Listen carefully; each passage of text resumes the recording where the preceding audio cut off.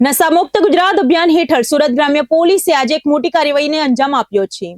સુરત રેન્જમાં પ્રોહિબિશનના મુદ્દામાલનો નાશ અંતર્ગત કરોડો રૂપિયાનો દારૂ પોલીસના રોલર નીચે કચડી નાખવામાં આવ્યો છે। સુરત ગ્રામ્યના બારડોલી ડિવિઝન દ્વારા પ્રોહિબિશન મુદ્દામાલ સાથે મોટી કાર્યવાહી કરવામાં આવી છે। મહુવા પોલીસ સ્ટેશન વિસ્તારમાં નોંધાયેલા કુલ 67 પ્રોહિબિશન ગુનાઓના મુદ્દામાલનો નાશ કરવામાં આવ્યો છે। આ કાર્યવાહીમાં ભારતીય તેમજ વિદેશી બનાવટનો દારૂ, બિયર અને અન્ય નશીલા પદાર્થોનો સમાવેશ થાય છે। નાશ કરાયેલા મુદ્દામાલની કુલ કિંમત અંદાજે 1 કરોડ રૂપિયાથી વધુ હોવાનું પોલીસ દ્વારા જાણવા મળ્યું છે। આ સમગ્ર કાર્યવાહી સુરત ગ્રામ્ય પોલીસના વરિષ્ઠ અધિકારીઓની હાજરીમાં કાયદેસરની પ્રક્રિયા મુજબ બારડોલી ખાતે હાથ ધરવામાં આવી હતી। પોલીસે સ્પષ્ટ સંદેશ આપ્યો છે કે નશીલા પદાર્થો સામે આવી કડક કાર્યવાહી આગળ પણ સતત ચાલુ રહેશે। સુરતના ઉધના વિસ્તારમાંથી શરૂ થયેલા દેશના સૌથી મોટી સાયબર ફ્રોડ રેકેટમાં સુરત પોલીસને એક મોટી સફળતા મળી છે।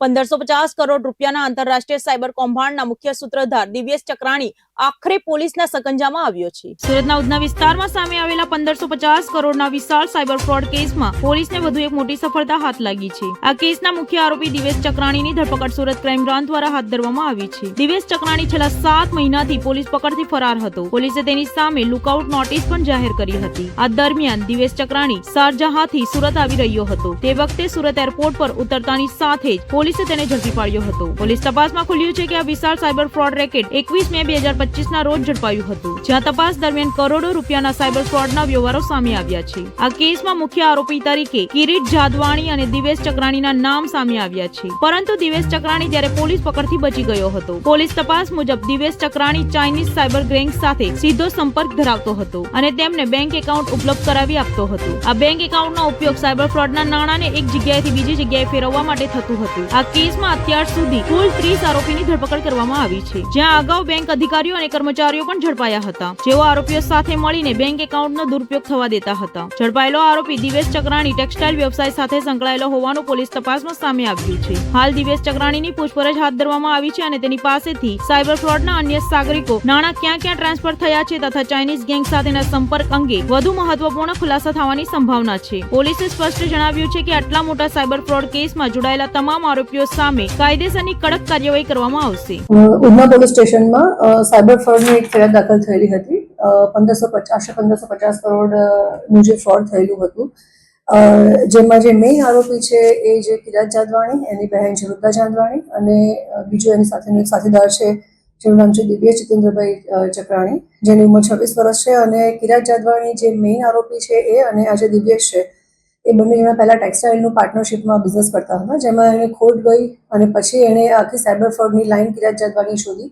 એની સાથે ઓલરેડી ટેક્સટાઇલના ધંધામાં પાર્ટનરમાં જે દિવ્યેશ જીતેન્દ્ર ચક્રાણી છે એ અને એની બહેન વૃંદા જાદવાણી, ત્રણેય જણાએ મળી અને એકાઉન્ટ ખોલાવવા, જે એકાઉન્ટ ખોલાવવા માટે થઈ અને જે વ્યક્તિ પોતાના એકાઉન્ટ્સના ડિટેલ્સ કેવાયસી આપે છે અને કરંટ એકાઉન્ટ ખોલવા માટેની જે આખી પ્રોસિજર છે એમાં તમામ ખાતાધારકોના બેંકના ડોક્યુમેન્ટ્સ લઈ બેંકની સાથે ટાઈઅપ કરી અને કરંટ એકાઉન્ટ ખોલાવવા માટે થઈ અને આખું એક જે સેટઅપ ઊભું કરવાનું હોય છે દુકાનનું, શોપનું, એ આખું ખોટું ઊભું કરવું, જેના કારણે થઈ અને બેંકવાળા સાથે પણ એ લોકોનું ટાઈપ હતું। અને આ ગુના સંદર્ભમાં જેમાં બેંકના જે કર્મચારી છે એ પણ ત્યાં આવે, જેણે બેંકનું ખાતું ખોલાવવાનું છે ધારક પોતે પણ આવે છે અને આ જે આરોપી છે દિવ્યેશ જીતેન્દ્ર ચક્રાણી એ પોતે પણ ત્યાં જાય છે। એટલે બેંક અને ખાતાધારકો વચ્ચે એ પોતે એક ટાઈપની રોલ એને પ્લે કર્યો છે,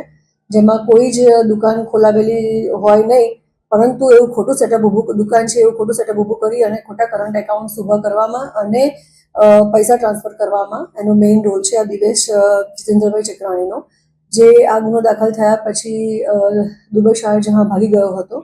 એના વિરુદ્ધમાં લુકઆઉટ નોટિસ જાહેર થયેલી હતી અને ગઈકાલે એ જ્યારે સુરત એરપોર્ટ ઉપર ઉતર્યો ત્યારે લુકઆઉટ નોટિસના આધારે અમે એને એરેસ્ટ કર્યો છે અને આગળની ઇન્વેસ્ટિગેશન અમારું અને પ્રાઇમરી એનું ઇન્ટ્રોગેશન અત્યારે અમારું ચાલી રહ્યું છે। સુરતના ઔદ્યોગિક હબ ગણાતા પાંડેસરા વિસ્તારમાં એક લુમ્સના કારખાનામાં ભીષણ આગ ફાટી નીકળી હતી।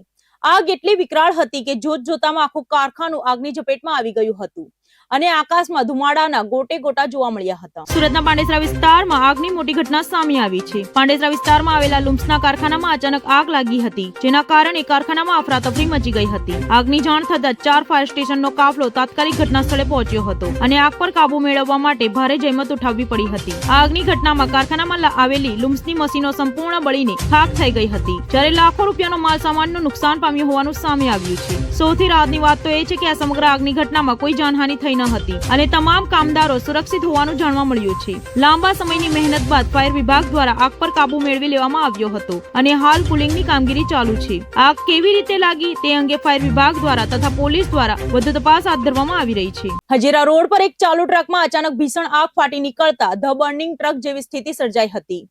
કોલસો ભરેલી આ ટ્રક જોતજોતામાં આગની જ્વાળાઓમાં લપેટાઈ ગઈ હતી, જેના કારણે હાઈવે પર અફરાતફરીનો માહોલ જોવા મળ્યો હતો. સુરતના હજીરા વિસ્તારમાં ચાલુ ટ્રકમાં આગ લાગવાની ઘટના સામે આવી છે. હજીરા વિસ્તારમાં કોલસો ભરેલા ટ્રકમાં અચાનક આગ ભભૂકી ઉઠી હતી, જેના કારણે રસ્તા પર અફરાતફરીનો માહોલ સર્જાયો હતો. આગની જાણ થતાં જ ફાયર વિભાગની ટીમ તાત્કાલિક ઘટના સ્થળે પહોંચી અને પાણીનો મારો ચલાવી આગ પર કાબુ મેળવી લેવામાં આવ્યો હતો. ફાયર વિભાગની ઝડપી કામગીરીને કારણે આગ વધુ ફેલાય તે પહેલા જ મોટી દુર્ઘટના ટળી હતી. આ ઘટનામાં કોઈ જાનહાનિના અહેવાલ નથી, પરંતુ ટ્રક અને તેમાં ભરેલો કોલસો નુકસાન પામ્યો હોવાનું જાણવા મળ્યું છે. હાલ આગ લાગવાનું કારણ અકબંધ છે અને ફાયર વિભાગ તથા પોલીસ દ્વારા વધુ તપાસ હાથ ધરવામાં આવી રહી છે.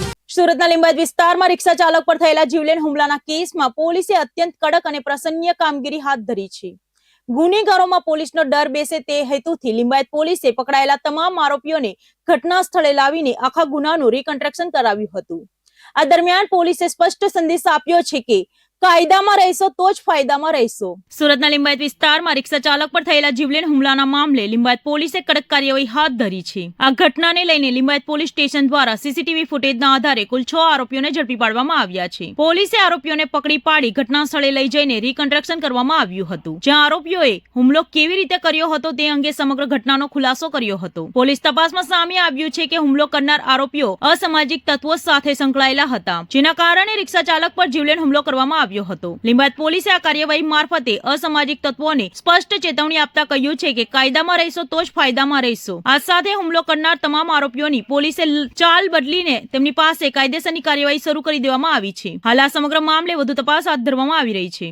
15 દિવસ પહેલા સલાબતપરા પોલીસ સ્ટેશન વિસ્તારમાં ફરિયાદીશ્રીને અને આરોપીઓને માથાકૂટ થયેલી હતી, જે અનુસંધાને ફરિયાદીશ્રી પોતાની રિક્ષા લઈને આ જગ્યા ઉપર લઘુશંકા કરવા ગયેલા હતા. ત્યારે 2 દિવસ પહેલા આરોપીઓએ 2 મોપેડો પર આવીને તેમનો પીછો કરી અને ચપ્પુ અને લાકડાના ફટકા વડે તેમને માર મારેલ હતો, જે અનુસંધાને લિંબાયત પોલીસ સ્ટેશને તાત્કાલિક ગુનો નોંધી અને 6 આરોપીને તાત્કાલિક પકડી અને કડકમાં કડક કાર્યવાહી કરેલ છે અને તમામ આરોપીને પકડીને ગુનાવાળી જગ્યાએ લાવીને રિકન્સ્ટ્રક્શન પંચનામું કરવામાં આવેલ છે.